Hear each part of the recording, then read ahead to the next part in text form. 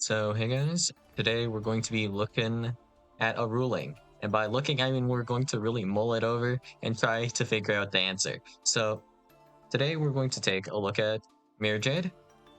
And specifically, I was thinking about like Centurion for a bit. So, what I was thinking about was like with Centurion. Well, mostly before the support, you weren't able to actually, for the most part, drop a negate until your opponent gets to take one action, right? So I was thinking, what decks have one really good card that they can play? So I was thinking, and then I realized, branded. But yeah, uh, well, the end board that you usually end on is kind of like you have Auxilla, then you could have either Phalanx or True Awakening. But if you have True Awakening, you have an Omni, so we're not going to put that on the end board. And then we have Stand Up Centurion, and then like something like Primera Trudea, so then you special summon Primera and Trudea at pretty much the same time trigger Stand Up Centurion and whatnot. But that has to be done in the main phase because these effects are only quick effects during the main phase. Then, well, your opponent gets one action. So let's say I go do my Centurion combo turn 1, and then next turn, my opponent would go like Branded Fusion, right? And this actually just gets to Mirror Jade like it does, right? So Branded Fusion, activate, and then you can activate these two. And then next chain is when Stand Up Centurion happens. So in the next chain, we could even go like into Albion and then into Lubellion, or we could just go directly into Mirror Jade, I guess. But yeah, next chain after this, you would bring out, I guess it would be like Crimson Dragon, and then Crimson Dragon activates its effect to tag out. So that's like 3 whole chains. So you have legitimately plenty of time to get into Mirror Jade. You can literally go Lubellion and then into Mirror Jade. And you still have time for that. But regardless, we'll probably try to remove Mirror Jade at some point because, you know, they'll go like maybe Chain Link 1, Mirror Jade, and then I was thinking Chain Link 2, Cosmic Blazer, right?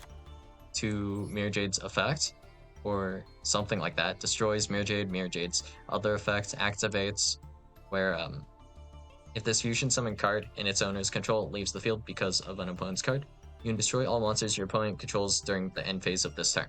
So there are a lot of things to take into account here. It's actually ridiculous, but yeah, you should have Auxilla. So now, the main focus of this video is how the hell does end phase priority work? So with this Mirror Jade effect, to pop or destroy all monsters your opponent controls during the end phase.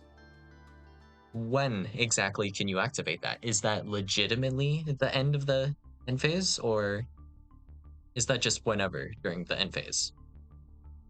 Is there like a requirement for when you do this, or can you wait till the very, very end of the end phase? Well, this is kind of mandatory to resolve after you've activated it as well.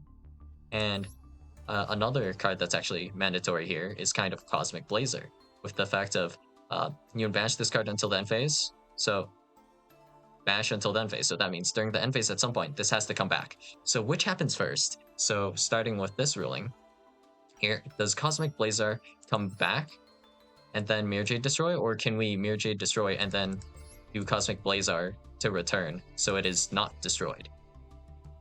So how does that ruling work? Can you Mirror Jade before the actual end phase? Do you get priority because you're turn player maybe, and then you have to Mirror Jade before the Cosmic Blazer returns? Like, is Cosmic Blazer on the field when Mirror Jade resolves here? Because it can return during the end phase, but it doesn't say expressly when during the end phase, right? Interestingly enough, because this is an activate, well, this effect already activated, this can't be negated by Cosmic Blazer, which also worth mentioning, I guess, has no hard once per turn or once per turn whatsoever. So technically, if it was during the end phase, you could kind of like Cosmic Blazer, negate a card effect, bring back Cosmic Blazer, and rinse repeat for all of eternity. Now that I think about it, does it say your opponent's card effect? Yes. Can you imagine someone negating their Cosmic Blazers with their Cosmic Blazers and then returning them to rinse repeat that like over and over again? like that type of deal. Now that'd be kind of whack. Or some other card. I guess it doesn't really matter, but that's a really crappy infinite loop that accomplishes nothing. But focusing back up, another factor to take in is actually that Centurion Primera has a card effect that says, while this card is a continuous trap, level 5 or higher, Centurion monsters you control cannot be destroyed by card effects. This will typically be in the graveyard at the end phase, because you'll have used this to make Crimson Dragon and then go into Cosmic Blazer and all that, right? But Auxilla says, during the end phase, you can place one of your non-synchro Centurion monsters that is banished or in your graveyard in your spell and trap zone as a face-up continuous trap. So this will be able to place Primera probably before Mirror Jade resolves, and then therefore protect itself, and then you'll also have Primera in the back row as follow-up for the next turn. So I mean, I think regardless of what happens with Cosmic Blazer and Mirror Jade, you should still have follow-up, so you're in a winning position as the Centurion player. But how does this work? What does this say exactly? During the end phase of this turn, and this also says during the end phase. So more or less both of these guys say during the end phase. And then this says banish until the end phase. So the wording's slightly different. So nothing super obvious that we can get off of the exact wording here. But with how hand traps kind of work and how the priority for triggers and all that works, well, there is a card that ends up being like completely trash. Let's see, what was the name of this card again? It has something to do with light spellcasters, and it is also a Synchro 12 light spellcaster. Let's see. Aha, Despian Lulu Lilith. So this card says once per turn, the card leaves the extra deck, except during the damage step, you make all monsters currently control gain 500 attack permanently, then you negate the effects of one face-up card on field until the end of this turn. So the timing on this is like really terrible, I guess, to an extent. So, well, it's not exactly this card, but if we try to use this, well, actually it is this card. If we try to trigger effect because we know something's going to happen in a new chain, like my opponent activates, let's say, Branded Fusion, can I actually negate with Despian Lulu Lilith? If my opponent summons like Albion and it's like kind of telegraphed, I suppose. So maybe you can tell they're going to summon it off of like, we'll say, Branded in Red. Then, you know, Branded in Red resolves Despian Lulu Lilith is either going to be Chainlink 1 or 2 in the new chain. If it is Chainlink 1, it's not really negating anything, kinda, right? So in this case, your opponent would be able to get to Mirror Jade and then send a guy for cost, which is important to know about, I guess. I guess you could, since this is non-targeting, you could still like negate Mirror Jade like the exact moment it hits the field, but you can't stop Albion from going into the Mirror Jade because that Albion effect is also a trigger going off at Chainlink 2, which is insanely awkward for this card. So that's kind of the whole vibe of the situation where, you know, potentially it could change. So what if Mirror Jade was destroyed on a different turn? Maybe that would affect it, right?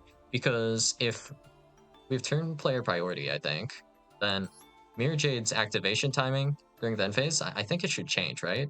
So I'm thinking, well, way before I actually check the ruling or check with a judge or something, Mirror Jade, if it's on like the Centurion player's turn, I think Mirror Jade is going to have a different priority, right? Potentially. So if we want to activate our effects as soon as possible, the turn player always gets priority to activate their effects first. So if it's on the Centurion player's turn, they should be able to activate their Centurion cards, I think. And then for Mirror Jade, I think Mirror Jade will trigger on the branded player's turn. Well, it will have the ability to kind of trigger the destruction effect during the end phase as quick as possible if you wanted to prevent like Auxilla from setting Primera, I guess. But if you want to get rid of Cosmic Blazer, you would have no choice but to wait to destroy this. And then if you do wait, your opponent will have time to set Primarina in the back row for follow-up, making this, just a very simple interaction. Ha ha ha ha. Not at all. But yeah, just a little kind of thinking puzzle, I suppose. Could double check, but I think the priority stuff I said is probably correct. Because, turn player priority is kind of a thing, right? Like during the main phase, even though I have a quick effect, it's my opponent's turn. I can't do anything until they do something first. Whatever that action might be, like attempt to enter battle phase or leave main phase, attempt to do something, set a card, normal summon, whatever. Only then would I be able to start activating the Centurion cards. So, because of all this priority stuff, like all of this ruling nonsense between these two decks so far, like this is just literally kind of like player priority, mostly. So, yeah. There's a lot going on and not a lot going on at the same time. So, yeah, that's all I got for you guys today. And let me know if you think I'm correct or not. So, yeah, I'll see you guys in the next video.